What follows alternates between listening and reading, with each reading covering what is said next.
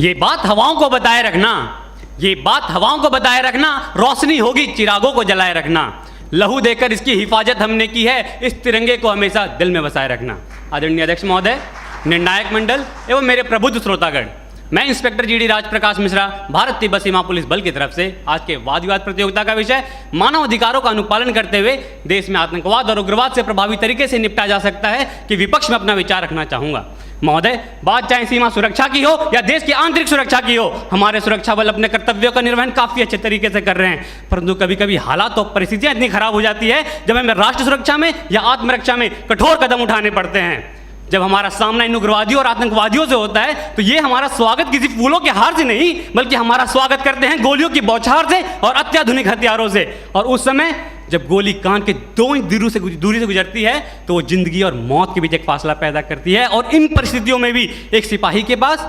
1 second से भी कम का समय होता है ये फैसला लेने के लिए कि वो क्या करे और क्या ना करे। जबकि आज हमारे देश में एक न्यायपालिका को भी एक फैसला लेने में कई दशक लग जाते हैं। आसान नहीं होता फौजी कहलाना, आसान नहीं होता फौजी कहलाना, जज्बातों को पिघलाकर रगों में लोहा भरना पड़ता है। जम्मू कश्मीर में हमारे 5,500 से अधिक जवान शहादत को प्राप्त हो चुके हैं, तो वही नक्सल प्रभावित क्षेत्रों में 3,000 से अधिक जवान शहादत को प्राप्त हो चुके हैं। हमें सीख लेनी चाहिए श्रीलंका सरकार से, जिन्होंने अपनी सेना को खुली छूट दी और लिट्टे जैसे आतंकवादी संगठन पर उन्होंने काबू पाया। तो हमें सीख लेनी चाहिए अमेरिका सरकार से भी, जिन्होंने अफगानिस्तान, इराक और सीरिया जैसे देश में भी आतंकवाद को खत्म करने की एक पहल की और उन्हें काफ़ी हद तक सफलता भी मिली। जबकि हमारे देश में एक अधिकारी द्वारा जब एक पत्थरबाज को गाड़ी से बांधकर अपनी टीम को सुरक्षित बचाया जाता है तो लोग उस पत्थरबाज के मानवाधिकार की हनन की बात करते हैं। तो मैं आपको बताना चाहता हूं, अगर 10 व्यक्तियों की जान को बचाने के लिए एक व्यक्ति के मानवाधिकार का हनन कुछ समय के लिए हो भी जाए तो ये किसी भी सैद्धांतिक धरातल पर गलत नहीं है। आज लोहे का स्वाद लोहार से नहीं बल्कि उस घोड़े से पूछना चाहिए जिसके मुंह में लगाम लगी होती है। 1958 में हमारे देश में अस्फा जैसे कठोर कानून लाए गए और पूर्वोत्तर के राज्यों में जहां पर उग्रवाद अपनी चरम सीमा पर था उसे खत्म करने के लिए वहां लागू किया गया। और उसकी सफलता को देखते हुए 1990 में इसे जम्मू कश्मीर में भी लागू किया गया, जो आज भी आतंकवाद का कमर तोड़ने का काम कर रहा है और इसे हटाने के लिए अलगाववादी नेता अपना राग अलापे रहते हैं। तो पंजाब क्षेत्र में भी जब आतंकवाद अपनी चरम सीमा पर था तो हमारे सुरक्षा बलों द्वारा और सरकार द्वारा कठोर कदम उठाए गए और वहां से भी आतंकवाद को जड़ से खत्म किया गया। हमारे महान अर्थशास्त्री चाणक्य ने भी कहा है कि अगर राष्ट्र की सुरक्षा के लिए हमें साम दाम दंड भेद की नीति अपनानी पड़े तो उसे अपनानी चाहिए।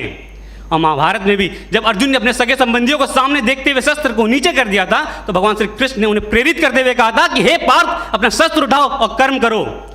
आज मानवाधिकार की बेड़ियों में बंधे होने के कारण हमारे सुरक्षा बलों को आतंकवाद और उग्रवाद से निपटने में काफ़ी परेशानियों का सामना करना पड़ता है और इसका फायदा हमारा पड़ोसी मुल्क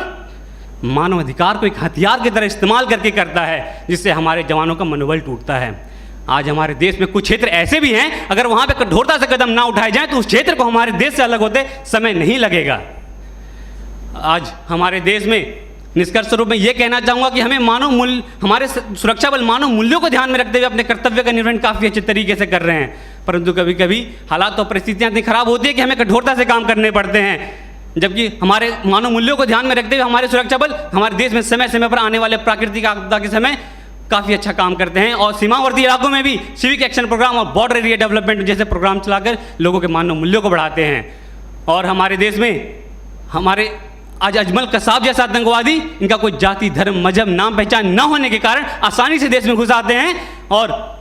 मुंबई हमले को अंजाम देते हैं जिसमें हमारे देश के 166 निर्दोष व्यक्ति मारे जाते हैं। तो वे आदिल अहमद डार जैसे आतंकवादी पुलवामा हमले को अंजाम देते हैं आम जनता के बीच में छुप कर रहते हुए और हमारे सीआरपीएफ के 44 जवान शहादत को प्राप्त हो जाते हैं। तो अब इनको इन्हीं की भाषा में मुंह तोड़ जवाब देते हुए हमारे सुरक्षा बलों ने पठानकोट, बालाकोट, उरी जैसे सर्जिकल स्ट्राइक भी किया और आतंकवाद को जड़ से खत्म करने का भी काम कर रहे हैं। और अंत में निष्कर्ष स्वरूप मैं यही कहना चाहूँगा एक फौजी के तर्ज में कि